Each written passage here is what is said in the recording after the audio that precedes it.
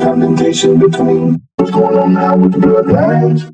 There's a lot being seen. There's a lot of resemblances now.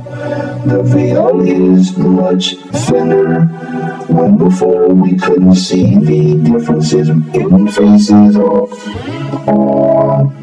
looks, but the bloodlines now are coming down to where you can begin to see the resemblance in different faces, in different factions, especially people of influential positions. And so what we have now, we're dealing with the fractions of the houses. You hear that? You have the house of Windsor, the house of Rothschild, you have the same when it comes to the spiritual bloodline. You have the royal house of Judah, you have the royal house of Simeon, you have the house of Seth, the house of Noah, the house of Jared, the house of Canaan, Mahalalel. All of our patriarchal fathers had a house. When you go back and you read in the book of Yashia about Moses, and he went back to the house of Seth. He did Seth live many years, almost as long as Methuselah did. And so he changed, and not only did Seth have a house, a foundation, a roof, windows, walls. In other words, it is the fullness of kingdom. Our patriarchal fathers walked in the fullness of kingdom. They had a house, they had an establishment. Not only did they have a house in the natural, but they had a spiritual, they had a house in the spirit. So they not only did they had both sides. They had the spiritual side of the house as well as the natural side. And men would come and learn. This is why it was so important when you dealt with Abraham, that when people came miles around, Abraham had houses where people that were traveling could come and live and stay and rest over, because Abraham had a house. He had an establishment of spirit as well as natural. He had abundance, overflow. So when the angels came, he says, Sarah, get bread together, get all this together. Because why? Because this was normal for him. It was normal for Abraham to have travelers that came. So when the angels came, this was already in him because he had a house, he had establishment. So that's what we're seeing now. We're seeing the houses, these fractions is nothing but a branch off of a house. So when you have, this is the same thing that corporate businesses are set up on. It is, you have chain stores. It's the same concept. It's the same. You have a house, and then your son has a house, and it's connected to you. And then your sons have a house, and it's connected to the main house.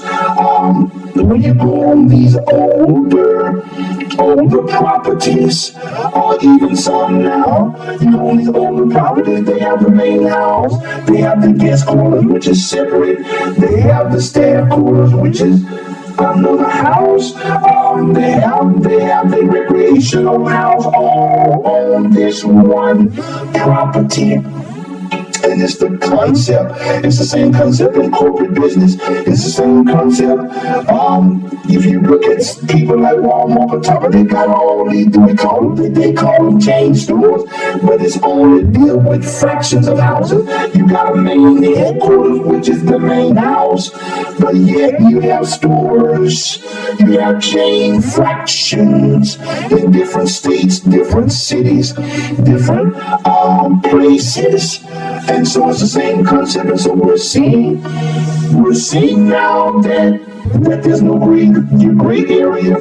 We're seeing now that the line and the veil is becoming thinner than it was ever before. So you can see facial features in people. You can see certain looks, certain, because of the fraction, because of the bloodlines, because of the connections from the royal houses, the royal house of Yehuda, the royal house of Judah, the royal house of Simeon, the royal house of Reuben.